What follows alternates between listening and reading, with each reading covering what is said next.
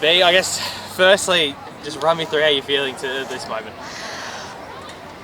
I can't even explain, to be honest. Definitely a roller coaster of emotions out there today. We went in confident.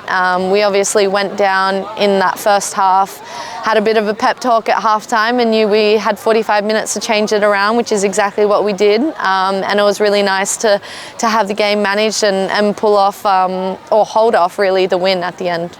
That first half, bar maybe that sort of last 10 minutes when they were able to get the goal, it felt like we were in control for the vast majority. Was the confidence definitely there that despite going in 1-0 down that we'd be able to turn it around? For sure, we were confident.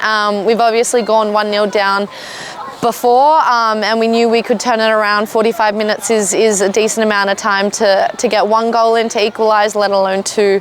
And we've scored 3-4 goals in a half in the past. So we were confident, we were having shots in the first half. We obviously slipped up and weren't at our best in that moment, but that's what finals are about. If you have a slip up, we get punished. So it was nice to see that we could come back from it and keep that confidence flowing in that second half.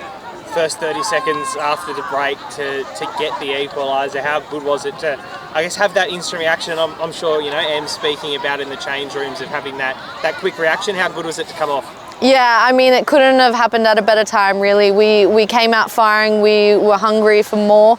We knew we had to change something in the first 5 minutes of that game, otherwise it was going to string along and Canberra were going to waste some time. So we were really happy that first set play, we got everything under control and ended up with a goal out of it, and Jade topped it off, you know, 20 minutes later as well. So we came out firing, we knew what we had to do, and our subs helped us along that way as well. Speaks to me a little bit about Jade. Obviously a good finish for the first, but an even better one for the second. She obviously works so hard. How good was it to see her get her reward in a big moment like this? Yeah, I mean, you see her do it multiple times at training. You see her hit the post, hit the crossbar in previous games, and you knew these goals were coming. And I'm so happy that she obviously got to put on a show for the rest of us. Tonight, we all have her back every single game. We know what she's capable of, and this just shows a tiny, tiny bit of all the hard work she puts in. How good were the fans tonight? Over 1,500 in the house for a rescheduled game on a Monday night. How much did they push you guys along for the comeback? Yeah, like we've always said, our fans are our 12th man. We always feel their support, and to do it on a Monday night where a lot of them would have been rushing from work and picking their kids up from school after holidays, it's so nice to see that we've obviously built this aura in the Central Coast, and we have this feeling that when they're here and when they've got our back, we can go all the way. Lastly, now 2 legs in semi-final against undefeated premiers Melbourne City. You know, we've had 2 really close battles with them so far. Can you sort of give me your first thoughts on that matchup?